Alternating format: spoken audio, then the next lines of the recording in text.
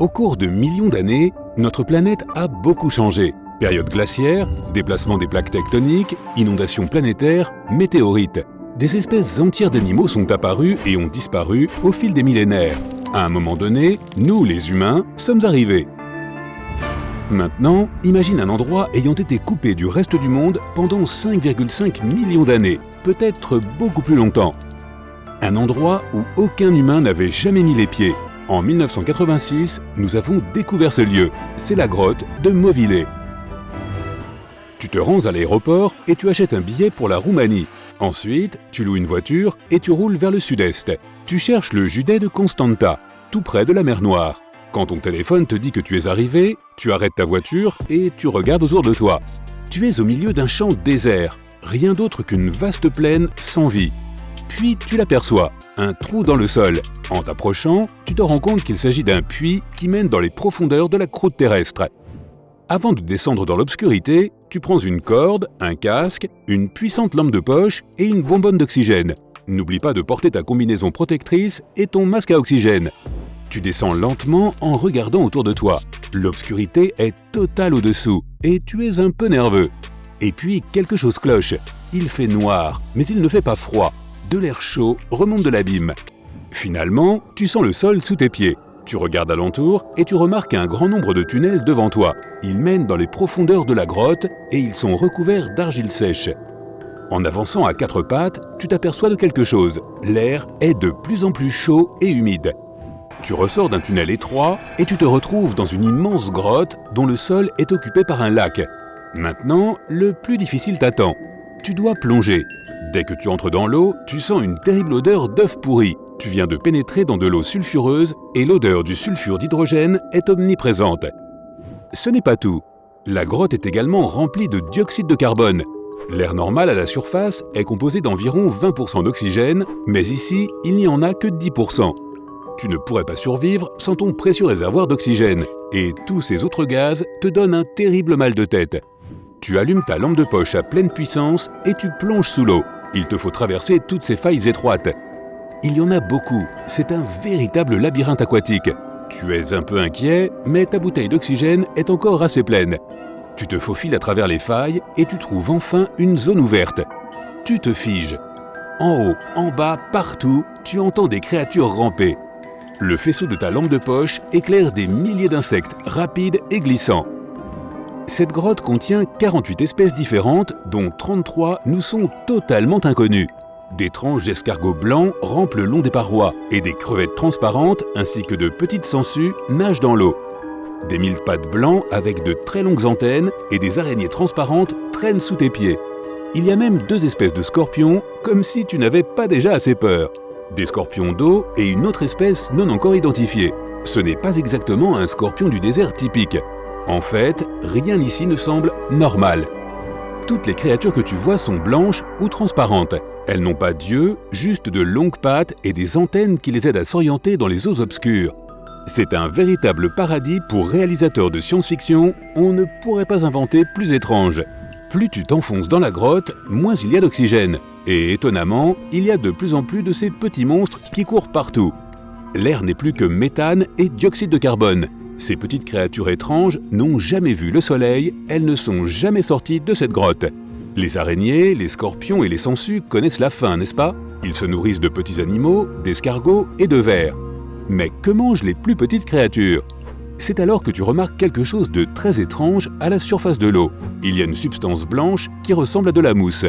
Tu la touches avec précaution, c'est comme du papier toilette humide, ça se déchire au moindre contact. Mais ce n'est pas de la mousse ni du papier, ce sont des milliards d'organismes vivants, des bactéries appelées autotrophes. Ces bactéries fabriquent de la nourriture à partir du dioxyde de carbone, mais ce n'est pas dans l'air qu'elles le puisent comme les plantes et les arbres. Elles utilisent l'eau, on appelle ça la chimiosynthèse. Ces minuscules bactéries excrètent leur nourriture inutilisée, que de plus grosses bactéries viennent ensuite manger. Après ça, les petits escargots et les vers mangent les grosses bactéries, tout un cycle alimentaire farfelu et unique au fond d'une grotte perdue en Roumanie.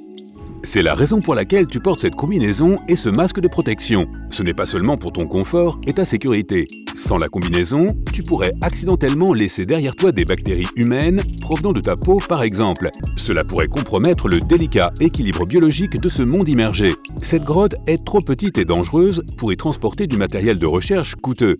Alors tu prends quelques échantillons d'eau, de terre et d'air et tu en ressors le plus vite possible. La grotte n'a pas encore été entièrement explorée et les autorités roumaines n'autorisent pas n'importe qui à y faire de la plongée. Nous verrons dans quelques années. Qui sait ce qu'on y trouvera d'autre? Tu es de retour dans ton laboratoire moderne et tu commences à comprendre pourquoi cette grotte est si importante. Les conditions à Mauvillers sont quasiment les mêmes que dans les premières années d'existence de la Terre. À l'époque, notre monde était protégé du soleil par une atmosphère très dense. Il est possible que les microbes qui se trouvent dans la grotte soient les mêmes que ceux qui étaient présents à l'époque où la vie a commencé. Ces bactéries pourraient s'avérer incroyablement utiles.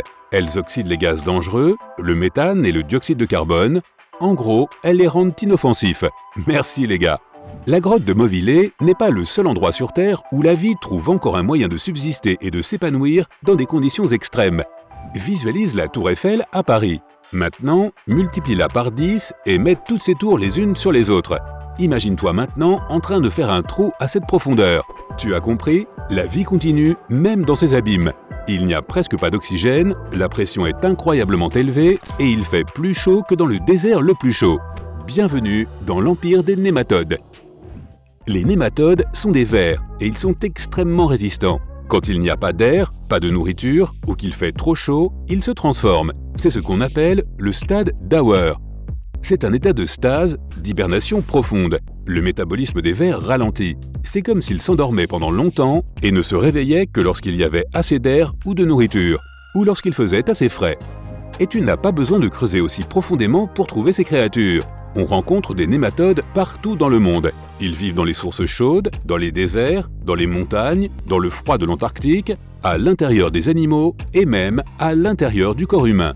Inutile de te rendre sur Mars pour découvrir des paysages extraordinaires. Il existe des endroits sur Terre proprement fantastiques. La dépression de Danakil, en Éthiopie, est l'un des endroits les plus chauds, les plus secs et les plus inaccessibles au monde. C'est un grand désert qui ne reçoit presque pas de pluie, mais le liquide n'en est pas moins abondant. Ce site repose sur 2 volcans actifs et du magma liquide jaillit souvent de la croûte terrestre. On y trouve également des lacs colorés remplis d'eau acide. Le sel des lacs se mêle aux minéraux volcaniques pour créer d'étranges figures qu'on dirait sorties d'un décor de film de science-fiction. Des gaz toxiques et des vapeurs de chlore se dégagent des lacs, ce qui en fait l'un des endroits les plus dangereux du monde. Il te faudra un masque à gaz pour y survivre, mais la vie trouve toujours un chemin. Il y a des êtres vivants ici, même dans ces lacs si chauds que l'eau acide bout littéralement. Les microbes vivent heureux dans ces lacs et dans les roches environnantes. Est-ce que d'autres créatures pourraient survivre ici? Qui sait? Tu trouveras une autre créature très résistante dans le désert de Lout, en Iran. On vient y découvrir un nouveau type de crustacés très particulier.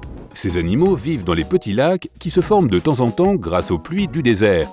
Cette espèce peut survivre pendant des décennies parmi les sédiments secs, dans l'attente d'un tout petit peu d'eau. Ce sont donc toutes de très petites formes de vie. Et les véritables monstres, demandes-tu? Des scientifiques viennent d'en découvrir au large de l'Antarctique.